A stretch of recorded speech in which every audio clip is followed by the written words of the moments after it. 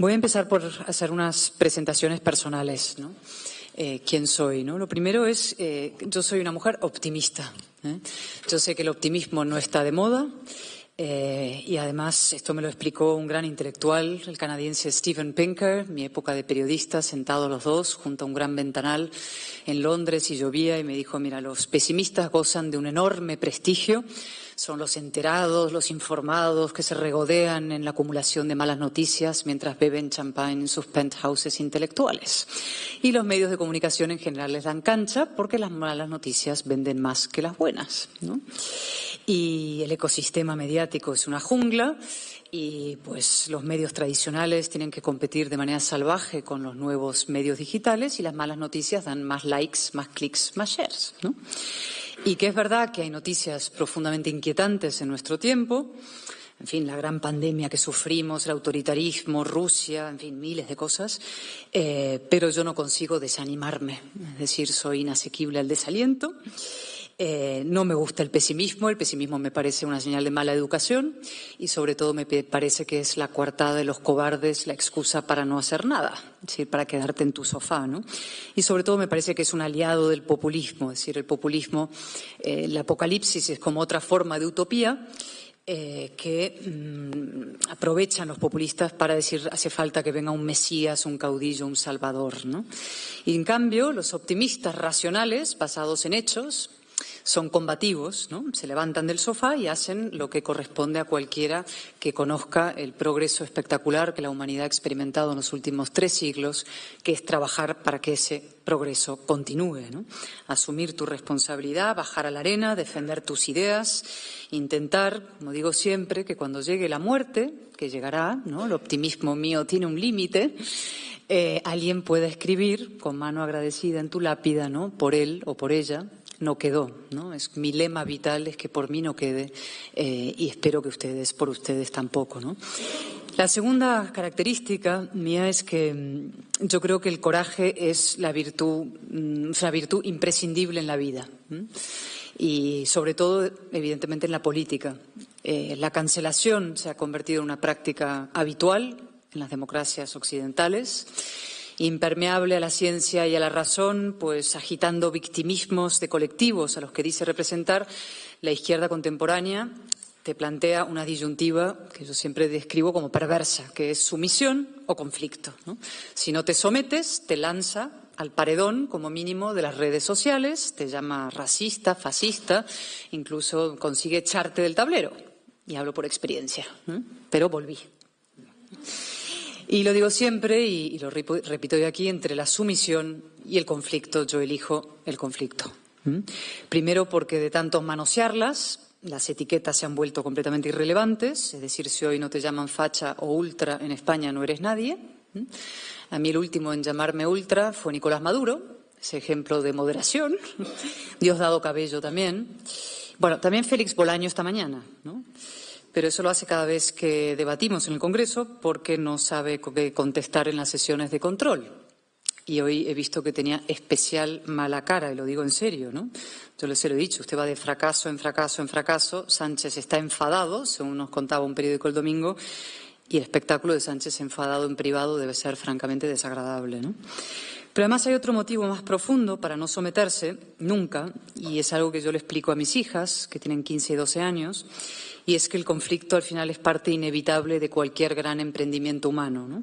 Que la vida al baño María no existe y muchísimo menos la militancia democrática al baño María. Si tú vas a defender la libertad y la democracia, las instituciones, luchar contra la corrupción, levantar un gran proyecto de país, es inevitable asumir un alto grado de resistencia, es decir, de conflicto y de coste, ¿no?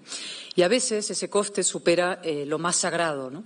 Pienso en tantas personas víctimas del terrorismo en España, en Alexei Navalny, ¿no? Asesinado en una cárcel siberiana, en las mujeres iraníes, por ejemplo, ejecutadas por el mero hecho, ¿no?, de quitarse el velo, ¿no?, y pasear sus melenas al viento.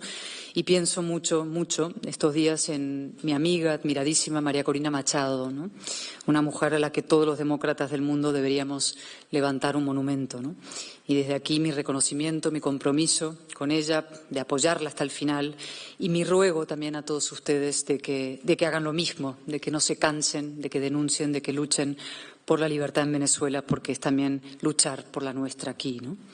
La tercera característica es que yo creo que no hay actividad más importante que la política.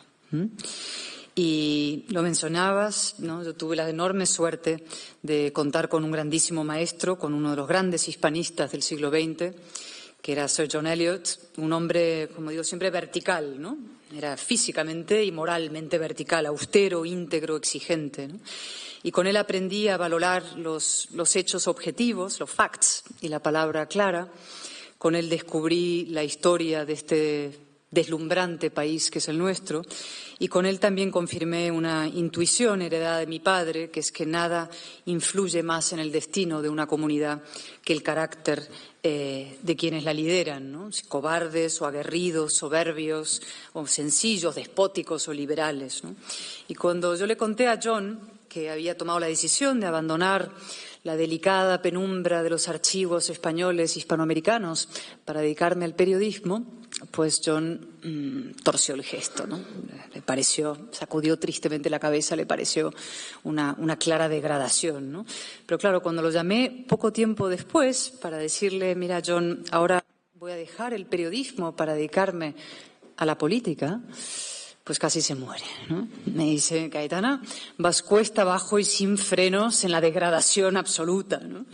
Y es verdad, pocos oficios hay hoy más desprestigiados que la política, y con motivo. La tónica se ha vuelto la mediocridad, cuando no el esperpento, ¿no?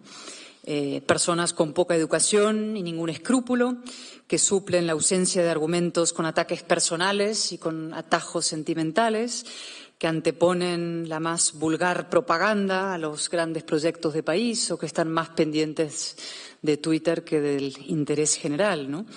Y el resultado de eso es una ruptura del vínculo entre los representantes y los representados, una crisis no política, sino una crisis de la política que está socavando las bases mismas de la democracia liberal. Y eso se nota especialmente entre los jóvenes, ¿no? Jóvenes apáticos, jóvenes indiferentes, enganchados a las redes sociales, desenganchados de la política, que te dicen ¿para qué votar si al final da igual?, ¿no? Y yo digo, pues no da igual, ¿no? Pocos oficios hay más devaluados que la política, pero ninguno hay más importante. Es decir, los políticos somos la primera élite de la sociedad, en el sentido de que somos los que más responsabilidad tenemos. Nuestras decisiones afectan a todos los ámbitos de la vida de la gente, desde lo más pequeñito, ínfimo, asegurar, por ejemplo, que los trenes circulen, cosa que no hace falta que me explaye, hasta lo más drástico, que puede ser gestionar una pandemia, tomar decisiones sobre si participar o no en una guerra, por ejemplo, ¿no? Es decir, la vida, la muerte, la salud de las personas. Y de ahí la importancia, la enorme importancia de que a este oficio se dediquen los mejores de la sociedad, los más inteligentes, los más competentes, los más honrados, ¿no? Y eso solo se consigue de una manera, que es implicándose. La razón, como digo muchas veces, necesita representación, y la necesita de forma urgente, así que hay que opinar de política, interesarse por la política, incluso practicar la política. Y del compromiso de quienes lo hagamos dependerá el rumbo de España, no solamente su rumbo económico, Producto Interior Bruto, tasa de desempleo, todas estas cosas muy importantes, sino en este caso la propia vigencia de España como Estado democrático y de derecho. Cuarto elemento, antes de entrar ahora al fondo de la cuestión, es que yo soy española por elección. Nací en Madrid, no voy a explicar toda mi peripecia vital, pero bueno, yo decidí ser española, ¿no? Y podría deberse quizá a mi, espíritu de contradicción. Creo que en la vida hay que ser como un salmón, río arriba, arriba, arriba. Y, no sé, quise desmentir a Cánovas cuando dijo enfurruñado eso de que español es aquel que no puede ser otra cosa, ¿no? Yo llegué a España en el año 97, había nacido aquí. Tenía una visión peyorativa un poco de lo español, pasada por un doble filtro anglosajón y porteño. Y cuando llegué, me quedé realmente, como he dicho antes, deslumbrada, ¿no? España no era ni folclórica, ni cuartelaria, ni distinta, ni peor, ni reñida esencialmente con la modernidad, sino que era una democracia joven, todavía tierna, que había protagonizado una transición realmente ejemplar, que había dado al mundo una lección conmovedora de madurez y de capacidad de reconciliación, y que estaba experimentando un proceso de modernización impresionante, ¿no? Y aún así estaba siendo sometida a una brutal prueba de vida, ¿no? Cada viernes en esos años ETA mataba a un concejal y dejaba su cadáver sobre la mesa del Consejo de Ministros, así, ¿no? Golpe a golpe, bomba a bomba, periodistas, políticos, guardias civiles, jóvenes ciudadanos a pie, ¿no? Y los nacionalistas de la época lo justificaban, ¿no? Aquel líder del PNV, Javier Arzayus, los jóvenes ni sabréis quién es, pero yo lo recuerdo bien, que decía, y me perdonarán, son unos hijos de puta, pero son nuestros hijos de puta.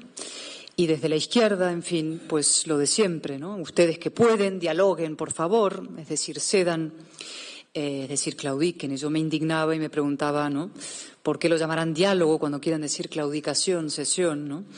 Y decía, ¿cómo es posible que esta ideología profundamente reaccionaria, separatista, tenga a esta democracia, como digo, ejemplar y joven, sometida a esa prueba de vida? Y decidí rebelarme, ¿no? Como pude, que fue haciéndome española y dedicándome a la política.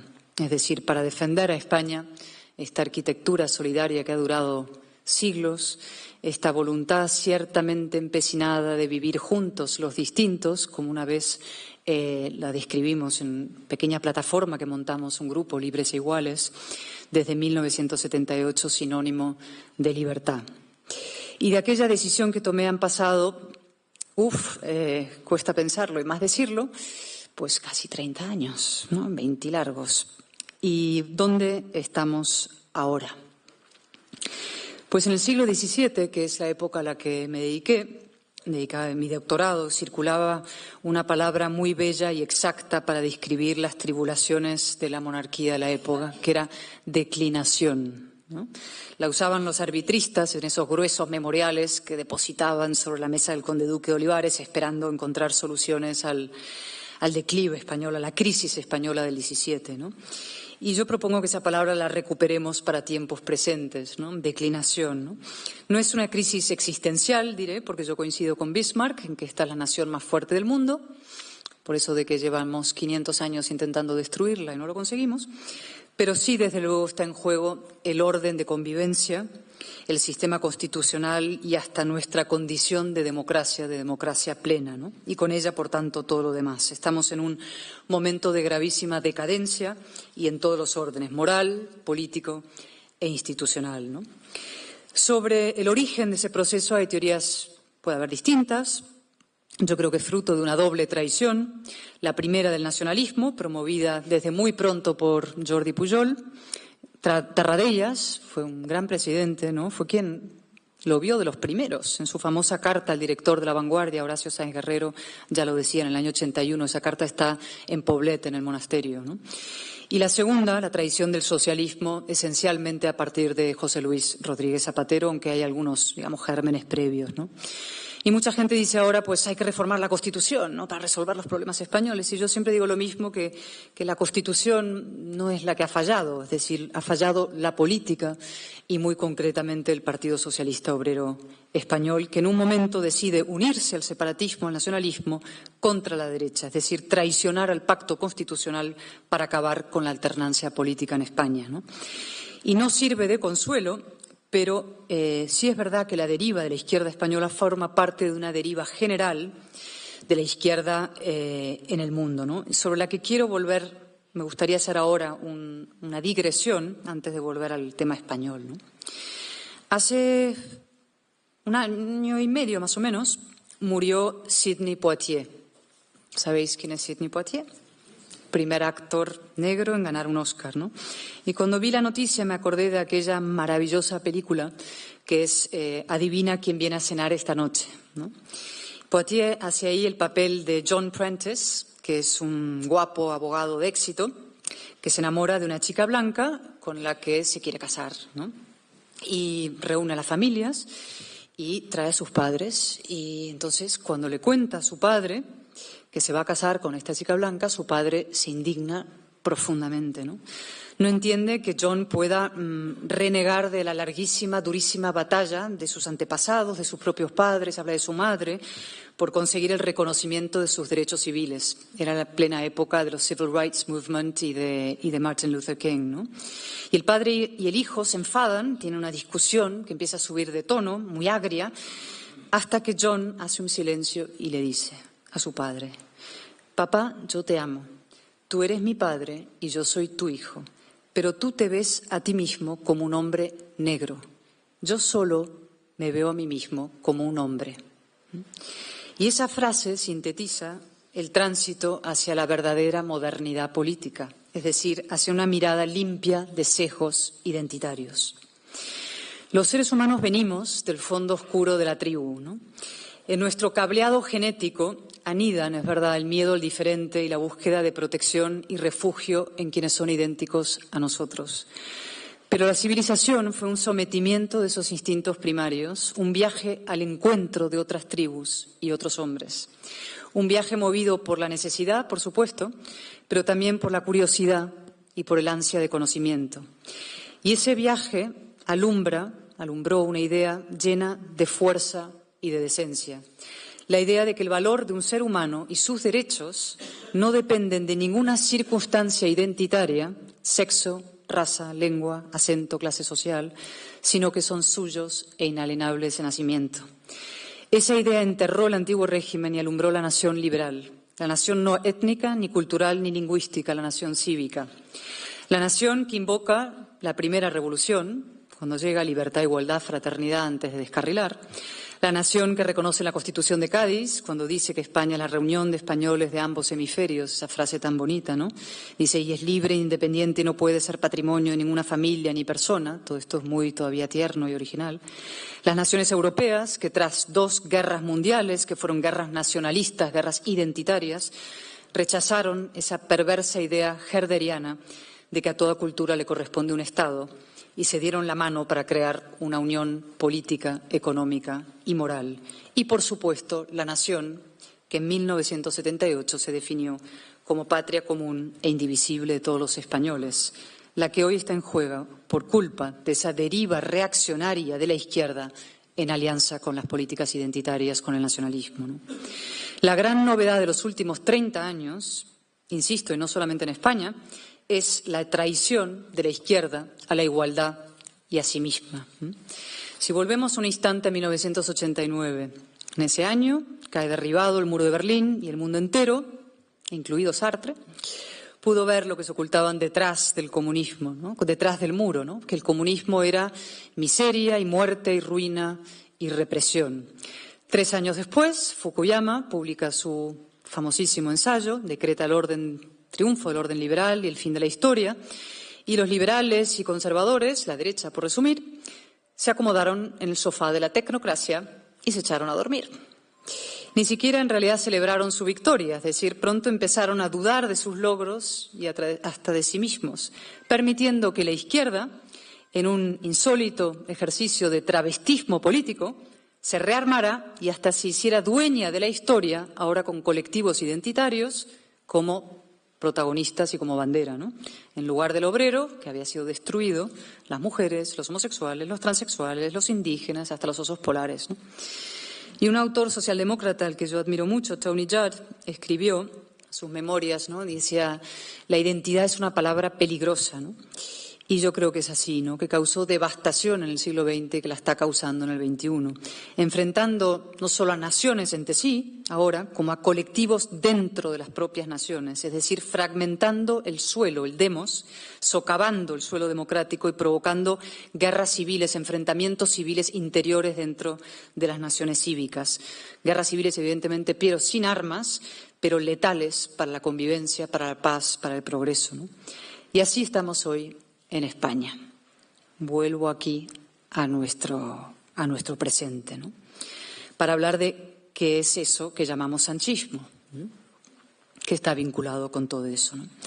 Esto lo he explicado cientos de veces, pero como creo que es básico hacer pedagogía y repetirse hasta que mucha gente entienda lo que es el proceso, ¿no? Voy a insistir, ¿no? Sanchismo no es solamente la forma vulgar de hacer política, el oportunismo, las mentiras, la chulería. Es un proyecto de poder a largo plazo. Su objetivo es impedir la alternancia democrática en España. Y en el altar de ese proyecto puramente caudillista o cesarista de poder, se está sacrificando todo, o Pedro Sánchez está dispuesto a todo, ¿no? A destruir los consensos básicos que todo país necesita para aprobar reformas o para avanzar, incluso a liquidar el orden constitucional, ¿no? Sánchez no preside un gobierno en sentido estricto, es decir, es incapaz de aprobar presupuestos, no hay una coherencia, pierde votaciones todas las semanas. Es, en sus propias palabras, coches sin gasolina y todas estas cosas, sino que lo que preside es un proceso de ruptura. Y aquí voy a remontarme un poco hacia atrás para explicar ese proceso de ruptura que tiene un anterior, tiene un hilo previo, ¿no? El Estado de Derecho español, la democracia, derrotó, por ejemplo, a la banda terrorista ETA. Es decir, policías y guardias civiles se jugaron la vida para perseguir y detener a terroristas. Jueces y fiscales para juzgarlos y condenarlos. Un gobierno del Partido Popular ilegalizó al brazo político de ETA, entonces Batasuna, ¿no? Los echamos de las instituciones, entre otras cosas, para evitar que nos mataran con nuestros impuestos, ¿no? Una anomalía esencial, ¿no? Y las víctimas se convirtieron en referente y en faro moral de la sociedad. Es decir, el Estado de Derecho, la democracia, derrotó a ETA. El Estado de Derecho, la democracia, también derrotó al golpe de Estado separatista del 1 de octubre. Es decir, policías y guardias civiles impidieron el referéndum. Yo estaba ahí como periodista y lo vi. Como guardias civiles protegían a niños de sus propios padres, donde iba a votar Puigdemont. Un gobierno, también del PP, aplicó el 155 para intervenir a una Generalidad en su plena subversión. Los golpistas fueron a la cárcel, el Tribunal Supremo los condenó por sedición en un juicio retransmitido con todas las garantías. Bien, ¿qué pasó luego? En un caso y en el otro. Estado de Derecho, insisto, derrota a ETA, Estado de Derecho y democracia, derrota al procés y el Partido Socialista los rescata a unos y a otros, a esos identitarios, a esos reaccionarios, ¿no?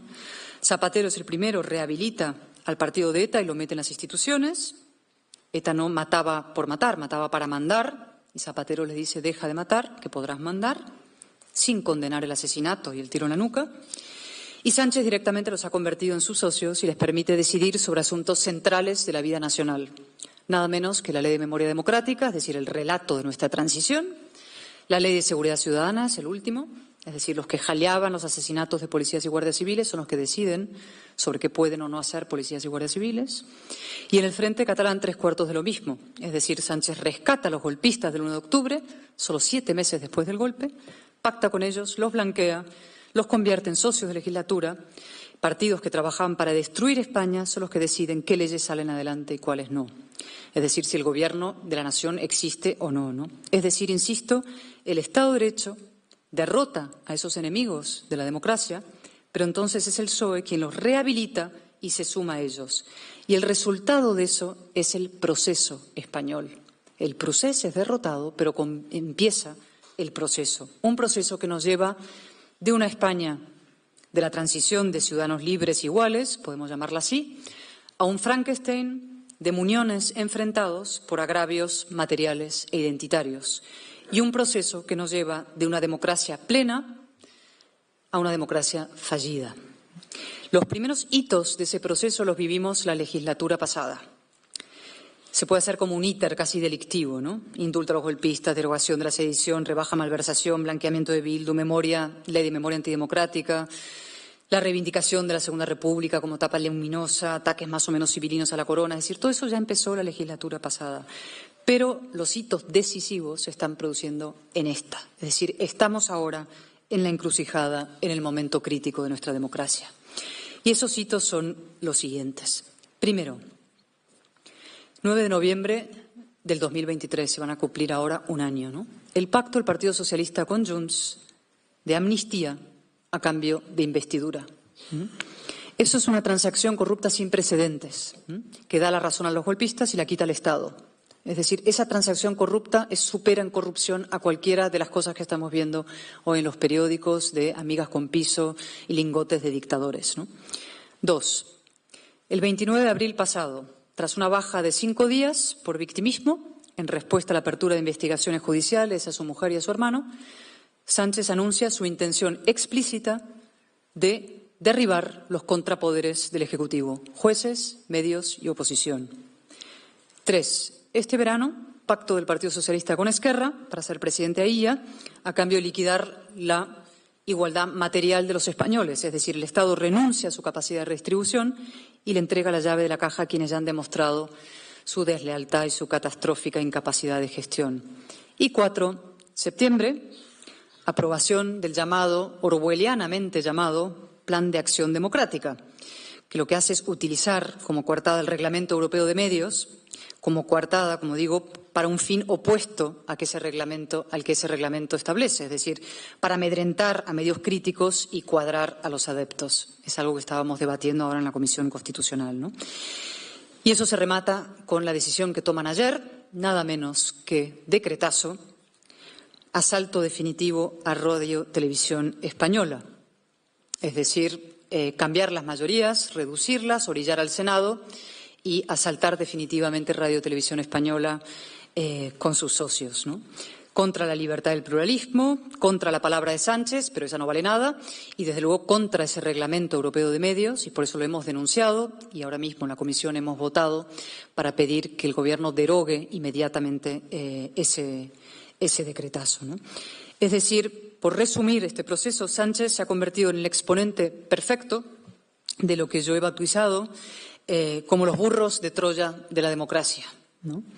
Es decir, que cabalgan a lomos de la ignorancia, que se disfrazan de demócratas para destruir la democracia desde el interior. Llegan al poder mediante elecciones, pero pronto le cogen gusto al poder y empiezan a buscar maneras de perpetuarse en el poder. Colonizan masivamente las instituciones, todas, una a una. Sus objetivos preferidos suelen ser la Fiscalía General del Estado, el Tribunal Constitucional, los medios públicos. En este caso, la mano del Gobierno no se detiene ante nada. Ministro al Banco de España, hasta el hipódromo, paradores, lo que veáis. No queda institución sin colonizar prácticamente en España, ¿no? Luego van a por los contrapoderes, como he dicho. Es decir, el burro de Troya acepta que exista algo llamado Poder Judicial, algo llamado Parlamento y algo llamado prensa independiente, pero luego los acosa, los doblega y los anula. Es decir, su objetivo es convertir los contrapoderes en pura fachada de cartón piedra, ¿no? Y para comprobarla, que esto está pasando, basta asistir a cualquier sesión parlamentaria o seguirla por la televisión. El Gobierno ha convertido a la presidencia de la Cámara en una humillada correa de transmisión, por no hablar del abuso absoluto del decreto ley ni del atropello cotidiano a los procedimientos. Aunque lo más impresionante y lo más peligroso y lo más grave es la impresionante campaña orquestada desde el Gobierno contra la justicia, contra los jueces, ¿no? Empezaron permitiendo que los socios del Gobierno insultaran a los jueces desde la tribuna, eso fue hace unos meses, y ahora ya lo hacen directamente ellos.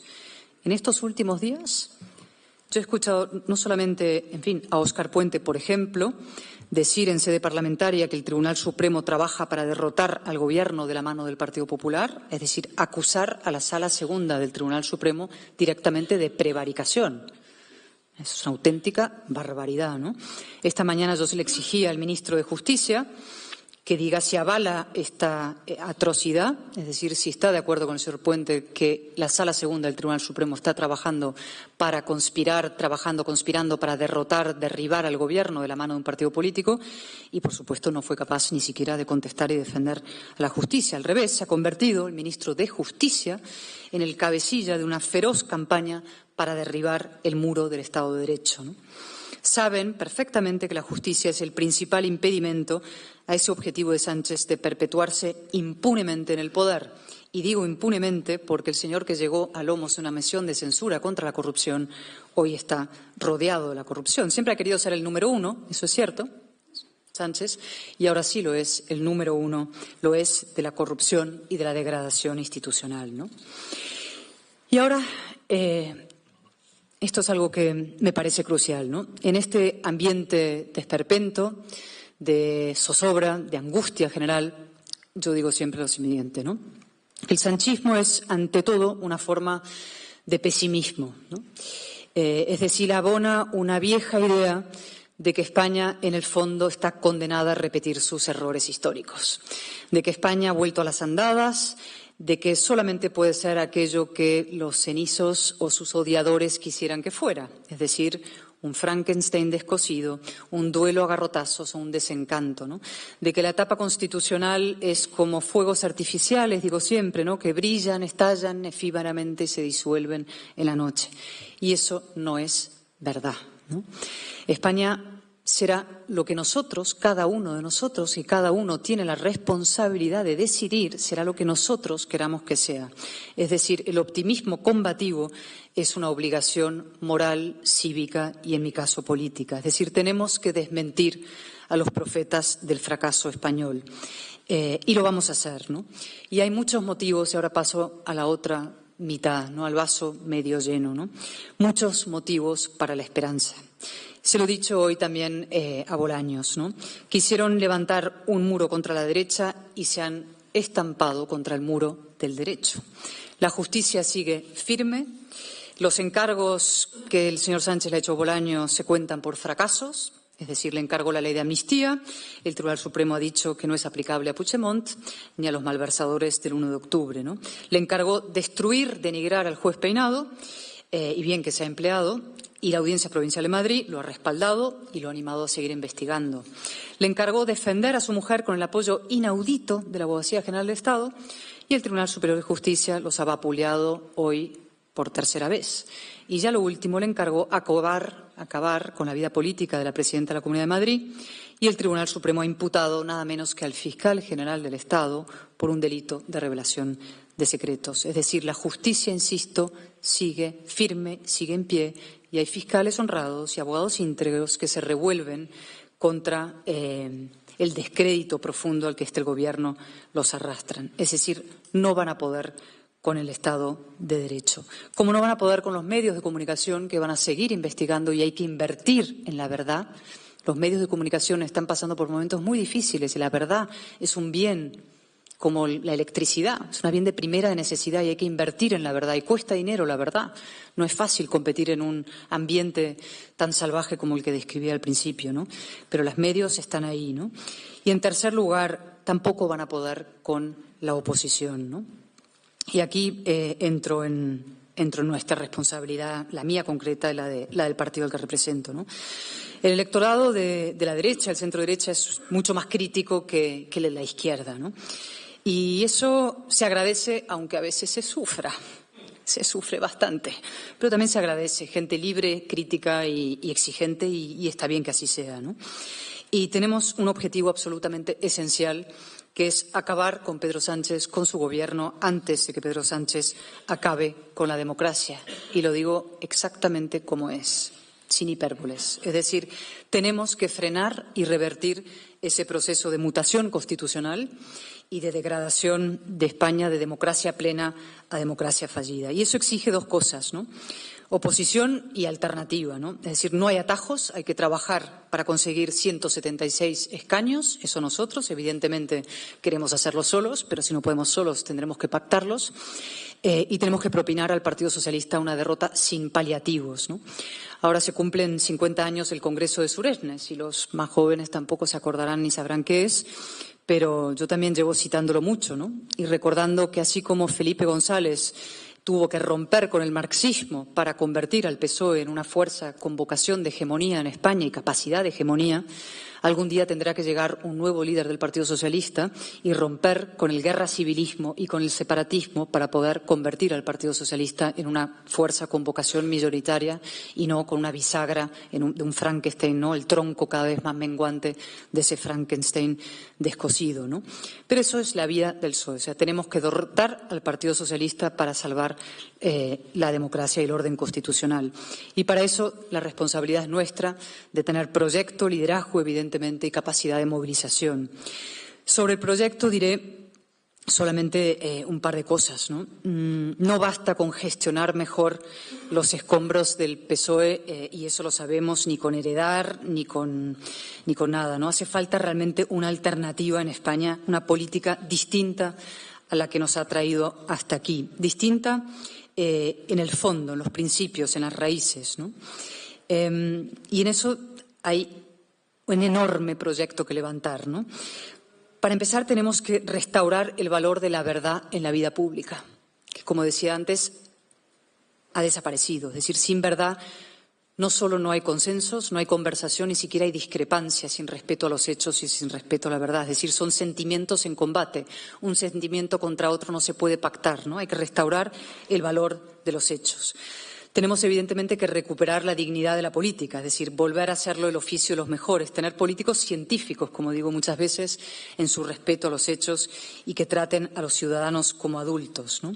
Tenemos que, evidentemente, poner en pie un proyecto de profunda regeneración institucional, modificar probablemente el reglamento del Congreso para limitar tiranía de las minorías y asegurar el control al Gobierno. La sesión de esta mañana ha sido degradante. Es decir, tú le preguntas, y yo le he dicho, en fin, me ha pasado a mí esta mañana una vez de 1000, pero hoy ya a niveles absolutamente superlativos. Tú le preguntas al señor Bolaños, ¿qué hora es? Y la respuesta es ultra, facha. Es decir, eso es imposible, el control parlamentario, ¿no? Habrá que descolonizar las instituciones, rearmar al Estado, es decir, desplegarlo de los territorios de donde se ha ido replegando en estos últimos años. Pero además vamos a tener que hacer algo fundamental, que es el fortalecimiento del concepto de ciudadanía y de la nación.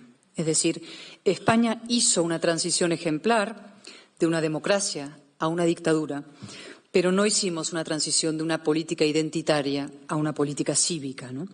Es decir, el nacionalismo se trasladó de todo a las partes, y donde más identidad hay, menos democracia.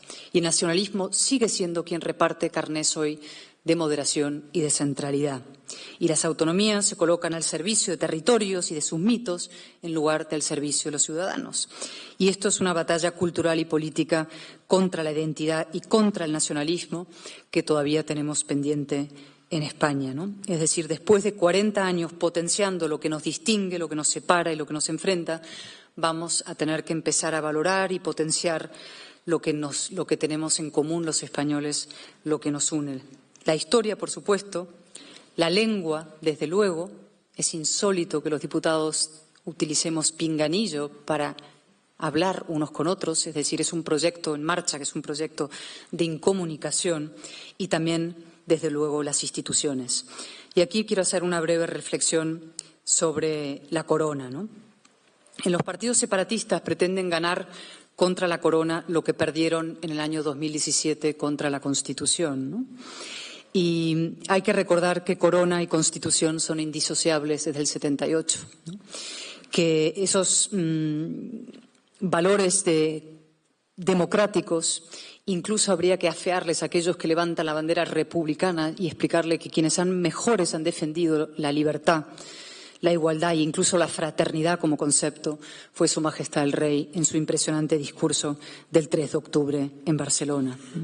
Y frente a quienes en un sector de la izquierda juegan o juguetean con la idea incluso de poder plebiscitar las próximas elecciones para que elijamos no un gobierno de derechas o de izquierda, sino un régimen, es decir, elegir entre una monarquía parlamentaria del 78 y una especie de repúblicas identitarias de supuestos derechos, etcétera, habrá que, insistir en el valor constitucional, en el valor de la corona como cúspide del sistema democrático y de los valores de la modernidad política, ¿no? Y, por último, vamos a tener que reconstruir, como digo, ese suelo moral que el sanchismo ha ido destruyendo, recosiendo la trama de afectos, es decir, combatiendo el guerra civilismo que, junto con el separatismo, es el otro gran mal español y el otro gran mal que abandera la izquierda, ¿no? Como no puede gobernar por adhesión, es decir, por suma, los populistas lo que suelen hacer es gobernar por odio, es decir, generar suficiente odio en la sociedad para apretar sus filas. Y eso es exactamente lo que estamos viviendo ahora. Es decir, como Sánchez no puede gobernar por mayorías, por adhesión, por suma, porque no tiene un proyecto sugestivo de vida en común, lo que está haciendo es intentar gobernar, mantener prietas sus filas, generando odio. Es decir, el fin es el poder absoluto y el medio es la comunicación, la polarización. Y necesitamos, frente a eso, volver, como digo, a reconstruir los principios, los valores comunes que compartimos la inmensa mayoría de los españoles, ¿no? Y ese es, podemos ahora hablar de muchos otros asuntos, me hubiera gustado también tratar y podemos, si tenemos parte del coloquio, en el coloquio posterior, hablar de la educación, que es uno de los asuntos que me parece importante tratar aquí, pero no quiero extenderme mucho más. Sí, acabaré recordando una carta que me envió mi padre poco tiempo antes de morir y que yo guardo enmarcada como un tesoro, ¿no? Me la regaló con una biografía de Simone Weil, a la que él había tratado y cuya vida más o menos se solapaba con la suya, ¿no? Simone Weil era un poco mayor, pero parecía a la de mi padre. Mi padre nació en el año 26, ¿no? Y me decía mi padre en esa carta: el individuo siempre contará más dentro del género humano que el colectivo. Por lo tanto, debemos dedicarnos a forjar individuos, mal que pese a los que buscan mayorías que ya llegarán después por añadidura, ¿no? Es decir, ese concepto de forjar individuos, ciudadanos críticos, despiertos, alertas, esa es la gran tarea, creo, que tiene nuestra democracia y que tenemos nosotros planteados hoy. La construcción del orden liberal, y con esto acabo, costó sangre, sudor y lágrimas, ¿no? Y quedan muy pocos testigos de esa impresionante gesta, ¿no? Tampoco mi padre, al que tanto adoré, ¿no? Él fue uno de los tantísimos jóvenes que se alistaron para luchar contra el nazismo, ¿no? Y miles, millones de muchachos como él, de jóvenes como él, murieron en los campos, en las playas, en las trincheras y en los barracones bajo las bombas del totalitarismo alemán. Y a sus cuerpos mutilados e inertes se suman los de millones de hombres y mujeres que fueron sepultados por la implacable maquinaria comunista. El orden liberal es esa delicada mezcla de inteligencia, de humanidad y valentía, y su defensa va a exigir sacrificios a lo que esta generación, la nuestra, probablemente no esté acostumbrada. Pero, como digo siempre, no hay alternativa. Es decir, fuera del orden liberal solo hay fuerza y violencia y decadencia y degradación. Fuera de la democracia no hay libertad, ni paz, ni progreso, ni civilización. Y fuera de esta España democrática y constitucional tampoco. La España en la que vivimos, la España que construyó esa extraordinaria generación de la transición, tiene un profundísimo valor moral y su defensa es la tarea más importante que tiene encomendada nuestra generación. Así que yo les pido que la encaremos con toda convicción, con todo coraje, como digo siempre, como el salmón, río arriba, río arriba. Muchas gracias.